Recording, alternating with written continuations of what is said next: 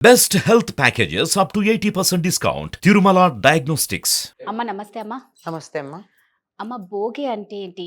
భోగి యొక్క విశిష్టత ఏంటి? సంక్రాంతి పండగ మనకి పెద్ద పండగ. హ్మ్. తెలుగు వాళ్ళకి, దక్షిణాచ్యులకి అసలు భారతదేశం అంతా చేసుకుంటారనుకో.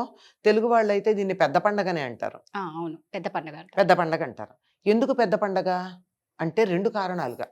ఒకటేమిటంటే పెద్ద ఎత్తున చేసుకుంటాం. హ్మ్. ఎక్కువ రోజులు చేస్తాం. పెద్దల పండగ కూడా. ఇలా 3 రకాలుగా పెద్ద పండగ అంటాం. ఈ పెద్ద పండగ 4 రోజులుంది. నిజానికి 4 రోజులు మనం వేడుకలు చేసుకున్నా నెల పట్టటం అని ధనుర్మాసం ప్రారంభం నుంచి పండగ వాతావరణమే ఉంటుంది. ఇంటి ముందు పెద్ద పెద్ద ముగ్గులు వేయడం, గొబ్బెమ్మలు పెట్టడం, హరిదాసులు రావడం, గంగిరెద్దులు రావడం, ఇంకా భిక్షాటన వృత్తిగా జీవించేటటువంటి వాళ్ళందరూ ఈ నెల రోజుల్లోనూ సంవత్సరానికి సరిపడింది సేకరించుకుంటారు. హ్మ్. ఎందుకంటే మనది వ్యవసాయక దేశం కదా, అంచేత పంటలు ఇంటికి వచ్చి అందరూ సంతోషంగా ఉంటారు. హ్మ్. ఇలా సంక్రమణం జరగడానికి ముందు రోజును భోగి అన్నాం. మకర సంక్రమణం అంటే సూర్యుడు మకర రాశిలో ప్రవేశించేటటువంటి రోజు మకర సంక్రమణం. సంక్రమణం అంటే పొందడం అని అర్థం. దానికి ముందు రోజుని మనం భోగిగా చేసుకుంటాం. ఈ భోగి అని దేనికి అంటే భోగానికి సంకేతం. భోగం అంటే పండగ నాడు, సంక్రాంతి నాడు పెద్దగా వేడుకలు ఉండవు. హ్మ్. వేడుకలన్నీ ముందు రోజే ఉంటాయి. ఓకే. తలంటి పోసుకోవడం. తలంటి అంటే తెలుసు కదా, తల అంటుకుని పోసుకోవడం. ఊరికే నెత్తి నీళ్లు ఊరికే పోసుకోవడం కాదు. తలస్నానం కాదు. ఉట్టినే నీళ్లు పోసుకుంటే అది తల స్నానం. ఓ. తల అంటి పోసుకోవడం అంటే తలకి నూనె పెట్టుకుని, ఒంటికి నూనె పెట్టుకుని, ఆ జిడ్డు వదిలేటట్టుగా కుంకుడికాయో, షీకాయో, ఈ రోజుల్లో అయితే షాంపూనో ఏదో పెట్టుకుని హ్మ్. ఆ జిడ్డు వదిలించుకోవడం. అంటించుకుని వదిలించుకునేది తల అంటు. ఆ.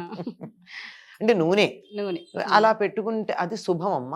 ఏ శుభకార్యానికైనా తల అంటుకునే స్నానం చేయాలి కానీ ఉరికే చేయకూడదు. హ్మ్. సూర్యోదయానికన్నా ముందే తలంటుకుని స్నానం చేసేసి అప్పుడు ఆ తరువాత రోజంతా వేడుకలే ఉంటాయి. ఈ రోజే పిండి వంటలు చేసుకోవడం ఉంటుంది, ఈ రోజే భోగి పళ్ళు పోయడం ఉంటుంది, ఈ రోజే పేరంటాలకు ఉంటాయి. ఇవన్నీ ఈ రోజే ఉంటాయి. సంక్రాంతి నాడు అవేమి ఉండవు. హ్మ్. అందుకని ఈ భోగం అంతా అనుభవించేటటువంటి రోజు గనక ఇది భోగి. ఓకే. ఇది దక్షిణాయనానికి చివరి రోజు. మర్నాటి నుంచి ఉత్తరాయణం వస్తుంది. ఈ దక్షిణాయనం అంతా కొంచెం పీడకాలంగా చెప్తారు. పీడకాలం అంటే వేరే చెడని కాదమ్మా. చలి ఎక్కువ ఉంటుంది, వాతావరణంలో బయటికి రావడానికి విసుగ్గా అనిపిస్తూ ఉంటుంది, పగళ్ళు తక్కువ, రాత్రిళ్ళు ఎక్కువగా ఉంటాయి, జాగ్రత్తలు తీసుకోకపోతే ఒళ్ళు పగులుతూ ఉంటుంది, ఇలాంటివన్నీ ఉంటాయి. జలుబు దగ్గు లాంటివన్నీ వస్తాయి. ఇది ఒక స్థాయిలో మన ఆరోగ్య దృష్టితో చెప్తే. మరొకటి ఏమిటంటే దక్షిణాయనం అంతా పితృదేవతలకు సంబంధించిన కాలం. అందుకే సాధనాపరంగానే గడపాలి ఈ కాలం అంతా. ఉత్తరాయణం అంతా దేవతలకు సంబంధించిన కాలం. అప్పుడంతా ఆనందంగా గడుపుతాం వేడుకలతో.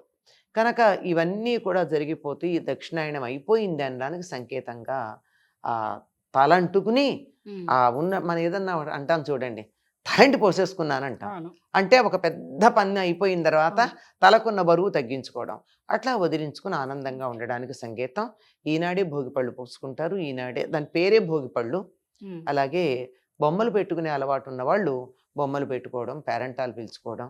తమకి బాగా సంపద ఉండేటటువంటి కాలం, పంటలు ఇంటికి వచ్చే రోజులు కదా, అందుకని తమకు ఉన్నటువంటి దాన్ని 10 మందితో పంచుకుంటారు పేరంటాలు చేసుకుని.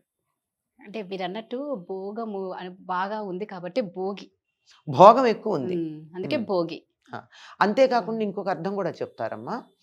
ఈ రోజున ధనుర్మాసం అంతా ఒక దీక్ష వహించి తనకి రంగనాథుడు భర్త కావాలని వ్రతం చేసినటువంటి గోదాదేవిని ఈనాడు అనుగ్రహించాడు. సో అది కూడా రంగనాథుడితో గోదాదేవి భోగించడానికి ప్రారంభమైన రోజు అనే అర్థంలో భోగి అని కొంతమంది చెప్తూ ఉంటారు. వినడానికి బాగానే ఉంది కనుక మనం కూడా బాగానే ఉందిగా, సంతోషం, తప్పు కూడా లేదు అందులో. దానికి మించి ఇంకొకటి ఏంటంటే ఈ 3 రోజులు బలిచక్రవర్తి పాతాళం నుంచి వచ్చి భూలోకాన్ని పరిపాలిస్తాడు. అంటే బలిచక్రవర్తికి వామనుడు వరం ఇచ్చాడు. తను నశిస్తానని తెలిసి కూడా మాట మీద నిలబడడం కోసం ఏం చేశాడు, 3 అడుగులు దానం ఇచ్చాడు. మాట ఇచ్చాను కదా అని. అతడు సత్యనిష్టకి మెచ్చుకుని 3 అడుగులు ఇచ్చినందుకు 3 రోజులు భూమిని పరిపాలించే అధికారం ఇచ్చాడు. అందుకని ఆయన భోగి, సంక్రాంతి, కనుము. కనుమ కనుము కనుము ఆ. కనుము ఈ 3 రోజులు వచ్చి ఉమ్. ఈ భూమిని పరిపాలిస్తాడు అని అందుకే చాలా దానాలు చేస్తూ ఉంటారు. అమ్మ మరి ఈ భోగి రోజే కదమ్మా రేగి పండ్లతో పిల్లలకి అందరికి అదే భోగి పళ్ళు. భోగి పండ్లు ఉమ్. అంటే ఆ రేగి పండ్లని ఎందుకు తీసుకున్నారు? రేగిపళ్ళు ఈ ఋతువులో వస్తాయి అన్న దానికి సంకేతంతో పాటుగా సౌరశక్తిని బాగా గ్రహించగలిగినటువంటి పండు రేగిపండు. సూర్యుడి నుంచి వచ్చే శక్తిని గ్రహిస్తుంది. ఇది ఈ సమయంలో ఇనప పాత్రలో రేగిపళ్ళు, డబ్బులు ఉమ్. వేసి పిల్లల చుట్టూతా తిప్పి దిష్టి తీస్తారు. అది ఇనప పాత్ర అయి ఉండాలి, డబ్బులు రాగివి అయి ఉండాలి. నికెల్ డబ్బులుగా రాగివి రాగి. పూర్వం కానులు అవి రాగి ఉండేవి కదా. ఇనుము, రాగి, రేగిపండు ఈ 3 కలిసినప్పుడు వచ్చేటటువంటి ఒక శక్తి ఏదైతే ఉందో ఆ శక్తి పిల్లల చుట్టూతో ఇట్లా తిప్పితే ఉన్నటువంటి దృష్టి దోషాన్నంతా తీసేస్తుంది అని. ఆ ఇది పండ్ల సౌరశక్తికి సంకేతం. ఆ పండ్లతోనే తలకు పోస్తూ తల ఉంటారు. మీద తల మీద పోస్తారు వేస్తూ పిల్లలకి. ఉంటారు. అది దృష్టి దోషం పోతుందని అందుకని పిల్లలకి భోగిపళ్ళు పోస్తారు. పిల్లలకి ఏమిటండి, పెద్దవాళ్ళు ఉంటే తమ తమ పిల్లలు ఏ వయసు ఉన్న వాళ్ళైనా పిల్లల మీద పోస్తారు. ఉహు. ఏ వయసు 60 ఏళ్ళు వచ్చినా తల్లి 80 ఏళ్ల వృద్ధురాలు ఉంటే ఆ. నా కొడుక్కి నేను భోగిపళ్ళు పోసుకుంటాను అంటుంది. పోసుకోవచ్చు. ఏ వయసు వాళ్ళైనా పోసుకోవచ్చు. పోసుకోవచ్చు. కానీ ఆ మొహమాట పడుతూ ఉంటారుగా అవును. చిన్న పిల్లల్ని కూర్చోబెట్టి పోస్తారు. అమ్మ అదే విధంగా భోగి రోజే మనం భోగి పొరలు పోస్తాం పిల్లలకి. ఇళ్లలో మీరు అన్నట్టు కొంతమంది ఇళ్లలో బొమ్మల కొలువు పెడుతూ ఉంటారు. అదే రోజు ఎందుకు పెడతారమ్మా బొమ్మల కొలువు? మనం ఏదైనా సరే ఏ పండగ ప్రధానం అనుకుంటే ఉమ్. ఆ పండగ నాడు బొమ్మలు పెట్టుకోవడం మనకి పద్ధతమ్మా. ఆ, తమిళనాడు ప్రాంతాలకు వెళ్ళినట్టయితే దసరాలకు పెట్టుకుంటారు. అవును అవును. ఉత్తర దేశంలో మహారాష్ట్ర అక్కడ దీపావళికి దీపావళి. పెడతారు. మనమేమో సంక్రాంతికి పెట్టుకుంటాం. ఎందుకంటే మనకి సంక్రాంతి పెద్ద పండగ కనుక. ఆ. ఈ బ్రహ్మ అనే పదానికి వికృతి బొమ్మ. బ్రహ్మ అనే పదానికి బొమ్మ. ఓకే. సో ఆ బ్రహ్మగారి కొలువు ఎలా ఉందో దానికి ప్రతీకగా ఈ బొమ్మ. ఇక్కడ బొమ్మల కొలువు పెడతాం. పెట్టి ప్రతిదాన్ని పూజిస్తాం కదా. అవును. అక్కడ పెట్టినటువంటివన్నీ ఒకసారి పెట్టాక మనం చివరికి పూజ చేసేది అక్కడ పెట్టినటువంటి పసుపు గౌరీదేవికి అయినా ఉమ్. ఒకసారి పెట్టాము ప్రాణప్రతిష్ఠ అయింది తీయద్దంటాం. పిల్లలు కూడా బొమ్మల కొలువులో తీయరు. తీయరు. అలా పెట్టామంటే ఏమిటి, వాటన్నిటిని పూజించమని చెప్పామంటే ఇవన్నీ కూడా దేవతా స్వరూపాలని. అంతే కదా. అంతే. అంటే సృష్టిలో ఏమున్నాయో ఆ బ్రహ్మగారు చేసిన సృష్టి ఏదైతే ఉందో ఆ సృష్టినంతా ఇక్కడ మనం పెట్టుకుని ఇదంతా కూడా దైవ స్వరూపం అని చెప్పి పిల్లలకు అన్నింటిలోనూ దైవాన్ని చూడడం, అన్నింటినీ గౌరవంగా చూడడం, భక్తిగా ఉండడం, దేన్ని చులకం చేయకుండా ఉండడం మొదలైనవన్నీ అలవాటు చేస్తామమ్మా. ఆఖరికి ఇప్పుడు దొరికేటటువంటి రకరకాలైన ఆధునిక వస్తువులు, ఏదో రైలు ఇంజన్లు, కార్లు, ఇలాంటివన్నీ కూడా మనం బొమ్మల కొలువులో పెడుతున్నాం. ఇవన్నీ పెట్టి అవి కూడా దేవతా స్వరూపాలంటే రేపొద్దున కారుని తగలబెట్టడు. నిజమే కదా.